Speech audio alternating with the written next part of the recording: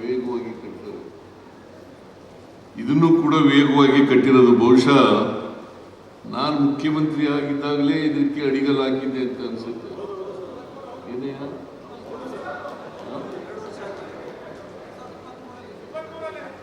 23 ಮೇ 20ನೇ ತಾರೀಕು ನಾನು ಅಧಿಕಾರಕ್ಕೆ ಬಂದದ್ದು ಮುಖ್ಯಮಂತ್ರಿಯಾಗಿ. ಅದಕ್ಕೆ ಮೊದಲು ಮಾಡಿದ್ದೀನೋ ಅಥವಾ ಆಮೇಲೆ ಮಾಡಿದ್ದೀನೋ ಗೊತ್ತಿಲ್ಲ ನನಗೆ.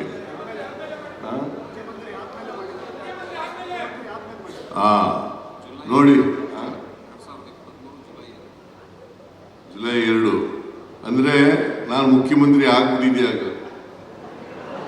ಜುಲೈ 2ನೇ ತಾರೀಕು ಅಡಿಗಲ್ಲು ಹಾಕಿದ್ರೆ ನಾನು ಮುಖ್ಯಮಂತ್ರಿ ಆಗಿದ್ದೆ.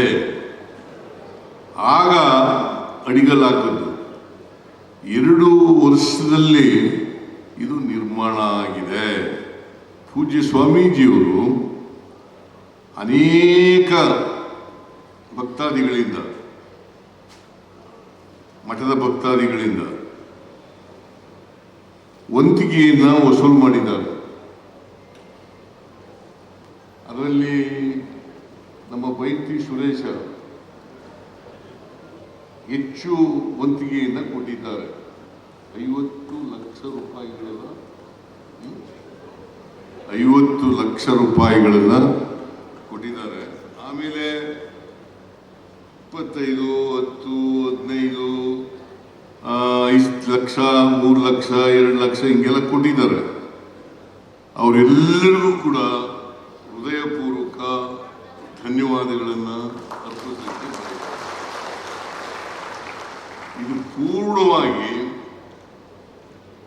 ಭಕ್ತಾದಿಗಳ ವಂತಿಗೆಯಿಂದ ನಿರ್ಮಾಣ ಮಾಡಿರ್ತಕ್ಕಂಥ ಕುಟೀರ. ಅವರು ಕುಟೀರ ಅಂತ ಹೇಳ್ತಿದ್ದಾರೆ, ಭಕ್ತರ ಭಂಡಾರದ ಕುಟೀರ ಅಂತ ಹೆಸರಿಟ್ಟಿದ್ದಾರೆ. ಅವ್ರು ಏನಾರ ಹೆಸರಿಟ್ಟುಕೊಳ್ಳಿ, ನನಗೇನು. ಇದು ಕಾಗಿನೆಲೆ ಗುರುಪೀಠದ ಶಾಖಾ ಮಠ, ಅದಕ್ಕೆ ಹೆಸರಿಟ್ಟುಕೊಂಡಿದ್ದಾರೆ. ಬಹಳ ಸಂತೋಷ. ಈ ಕುಟೀರವನ್ನು ನಿರ್ಮಾಣ ಮಾಡಲಿಕ್ಕೆ ಎಲ್ಲರ ಸಹಾಯವನ್ನು ತಗೊಂಡಿದ್ದಾರೆ. ಸುಮಾರು 4 ಕೋಟಿ ಚಿಲ್ಲರೆ ವಸೂಲು ಮಾಡಿದ್ದಾರೆ. ಇನ್ನೂ 1 ಕೋಟಿ ಉಳಿದಿದೆ. 3,69 ಲಕ್ಷ ರೂಪಾಯಿಗಳನ್ನು ಖರ್ಚು ಮಾಡಿದ್ದಾರೆ ಈ ಮಠಕ್ಕೆ. ಅದರಲ್ಲಿ ಬೇರೆ ಬೇರೆ ಭಕ್ತಾದಿಗಳು ಕಬ್ಬಣ, ಮರಳು, ಸಿಮೆಂಟು ಇವೆಲ್ಲ ಕೊಟ್ಟಿದ್ದಾರೆ. ಇಟ್ಟಿಗೆ, ಜಲ್ಲಿ ಇವೆಲ್ಲ ಕೊಟ್ಟಿದ್ದಾರೆ.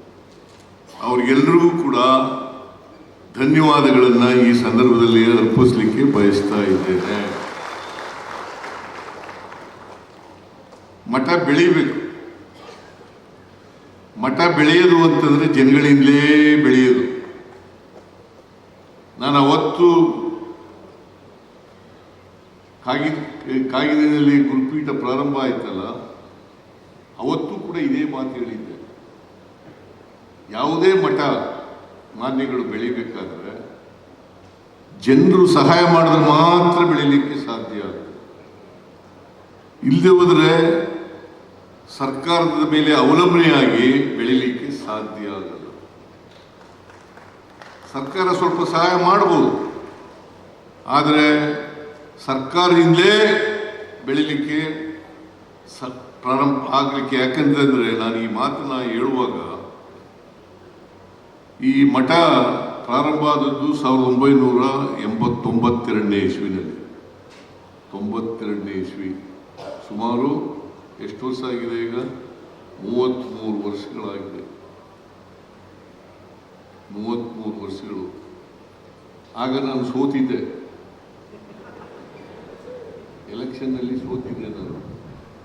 ಆದ್ದರಿಂದ ಮಠ ಮಾಡಲಿಕ್ಕೆ ಪ್ರಯತ್ನ ಮಾಡಿದೋ, ಮಠ ಆಯಿತು. ಆಗ ಬಂಗಾರಪ್ಪನವರು ಮುಖ್ಯಮಂತ್ರಿ ಆಗಿದ್ದರು.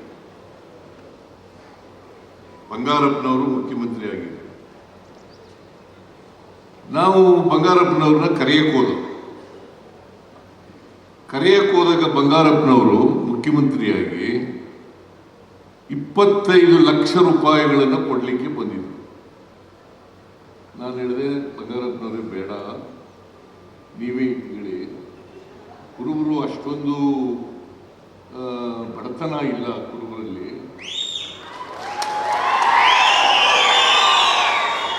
ಮಠ ಮಾಡಲಿಕ್ಕೆ ಆಗದಿರೋಷ್ಟು ಬಡತನ ಇಲ್ಲ ಅಂತ ಹೇಳಿ ಸರ್ಕಾರದ ಹಣವನ್ನು ಅವ್ರಿಗೆ ಕೊಟ್ಟು ವಾಪಸ್ ಕೊಟ್ಟು ನಾವು ಮಠವನ್ನು ಪ್ರಾರಂಭ ಮಾಡೋದು.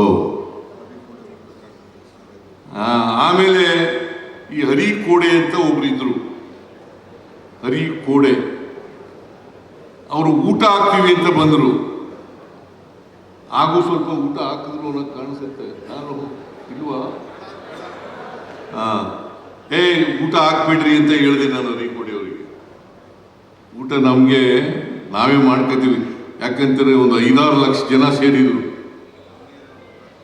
ಮಠ ಪ್ರಾರಂಭ ಆದಾಗ 5-6 ಲಕ್ಷ ಜನ ಸೇರಿದ್ರು. ಅವತ್ತು ನಾವು ಹೇಳ್ದು, ಈ ಮಠ ಬರೀ ಕುರುಬರ ಮಠ ಅಲ್ಲ, ಎಲ್ಲ ಹಿಂದುಳಿದವರು, ದಲಿತರು, ಅಲ್ಪಸಂಖ್ಯಾತರು ಮತ್ತೆ ಯಾರ್ಯಾರು ಈ ಸಮಾಜದಲ್ಲಿ ಮಠಗಳಿಲ್ಲ ಅವರೆಲ್ಲರಿಗೂ ಸೇರಿದಂಥ ಮಠ ಅಂತೇಳಿ ಘೋಷಣೆಯನ್ನು ಮಾಡಿದ್ರು. ಈಗ ಅನೇಕ ಮಠಗಳಾಗಿದ್ದಾವೆ, ಬಹಳ ಸಂತೋಷ. ಮಠಗಳು ಯಾಕೆ ಆಗಬೇಕಾಗಿದೆ ಅಂತಂದ್ರೆ ಜನರಲ್ಲಿ ಜಾಗೃತಿಯನ್ನು ಮೂಡಿಸ್ತಕ್ಕಂಥ ಕೆಲಸವನ್ನು ಮಾಡಬೇಕು. ಈಗ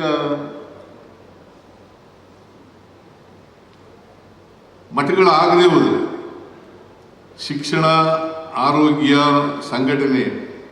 ಅಂಬೇಡ್ಕರ್ ಅವರು ಒಂದು ಮಾತು ಹೇಳಿದ್ದಾರೆ, ನಮ್ಮ ಸಮಾಜದಲ್ಲಿ ಜಾತಿ ವ್ಯವಸ್ಥೆ ಇದೆ, ಜಾಸ್ತಿ ಇರ್ತಕ್ಕಂಥದ್ದು ಸತ್ಯ. ಈ ಜಾತಿ ಇಟ್ಕೊಂಡು ಅವರು, ಕುವೆಂಪು ಅವರು ಒಂದು ಮಾತು ಹೇಳ್ತಿದ್ರು. ಏನಂತ ಹೇಳ್ತಾ ಇದ್ರು ಅಂತಂದ್ರೆ, ಜಾತಿಯನ್ನ ಗುರುತಿಸ್ಬೇಕು, ಜಾತಿಯನ್ನ ನಾಶ ಮಾಡಬೇಕು. ಜಾತಿಯನ್ನ ಗುರುತಿಸ್ಬೇಕು, ಜಾತಿಯನ್ನ ನಾಶ ಮಾಡಬೇಕು. ಯಾಕಂದ್ರೆ ಅಂತಿಮವಾಗಿ ನಾವು ಸಮಾಜದಲ್ಲಿ ಜಾತ್ಯತೀತ ಸಮಾಜವನ್ನು ನಿರ್ಮಾಣ ಮಾಡಬೇಕು. ಜಾತಿ ರಹಿತವಾದಂಥ, ವರ್ಗ ರಹಿತವಾದಂಥ ಸಮಾಜವನ್ನು ನಿರ್ಮಾಣ ಮಾಡಬೇಕು.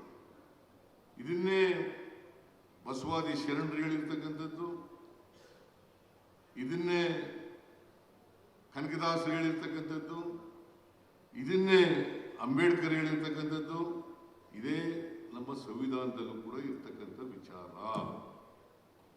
ಇದನ್ನು ನಾವು ಮರಿಬಾರದು. ಮಹಾತ್ಮ ಗಾಂಧೀಜಿಯವರು ಕೂಡ ಇದನ್ನೇ ಹೇಳಿದ್ರು, ಎಲ್ರಿಗೂ ಸರ್ವೋದಯ ಆಗಬೇಕು, ಎಲ್ಲರ ಸರ್ವೋದಯ ಆಗಬೇಕು ಅಂತಕ್ಕಂಥ ಮಾತುಗಳನ್ನ ಮಹಾತ್ಮ ಗಾಂಧೀಜಿಯವರು ಹೇಳಿದರು. ವಿನೋಬಾ ಭಾವೆ ಕುವೆಂಪು ಅವರು ಏನು ಹೇಳಿದ್ರು ಅಂತಂದ್ರೆ, ಸಮಪಾಲು ಸಮಬಾಳು ಆಗಬೇಕು. ಸಮಾಜದಲ್ಲಿ ಸಮಪಾಲು ಸಮಬಾಳು ಆಗಬೇಕು. ಈ ದೇಶದ ಸಂಪತ್ತಿದೆಯಲ್ಲ, ಈ ದೇಶದ ಅಧಿಕಾರ ಇದೆಯಲ್ಲ, ಅದು ಎಲ್ರಿಗೂ ಕೂಡ ಹಂಚಿಕೆ ಆಗಬೇಕು. ಅಂತಿಮವಾಗಿ ಸಮಾನ ಅವಕಾಶಗಳಿರ್ತಕ್ಕಂಥ ಸಮ ಸಮಾಜ ನಿರ್ಮಾಣ ಆಗಬೇಕು. ಇದು ಮಹಾತ್ಮ ಗಾಂಧೀಜಿಯವರು ಹೇಳಿದ್ದದ್ದು, ವಿನೋಬಾ ಭಾವೆಯವರು ಹೇಳಿದ್ದದ್ದು, ಕುವೆಂಪು ಅವರು ಹೇಳಿದ್ದದ್ದು, ಕನಕದಾಸರು ಹೇಳಿದ್ದದ್ದು, ಆಮೇಲೆ ಬಸವಣ್ಣವರು ಹೇಳಿದ್ದದ್ದು, ಅಂಬೇಡ್ಕರ್ ಹೇಳಿದ್ದದ್ದು. ಇದನ್ನೇ ಮಾಡಬೇಕಾಗಿರೋದು ನಾವು.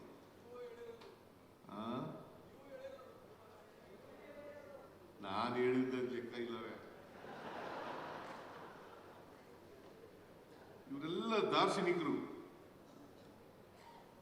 ವಿಚಾರ ಕ್ರಾಂತಿಕಾರರು.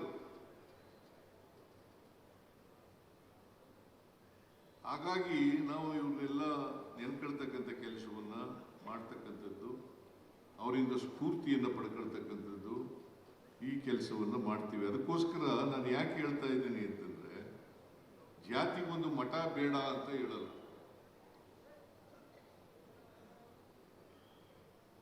ಹೆಚ್ಚಿನ ವಿಡಿಯೋಗಳಿಗೆ ಪ್ರತಿಧ್ವನಿ ಯೂಟ್ಯೂಬ್ ಚಾನೆಲ್ ಸಬ್ಸ್ಕ್ರೈಬ್ ಮಾಡಿ, ಬೆಲ್ ಐಕಾನ್ ಕ್ಲಿಕ್ ಮಾಡಿ.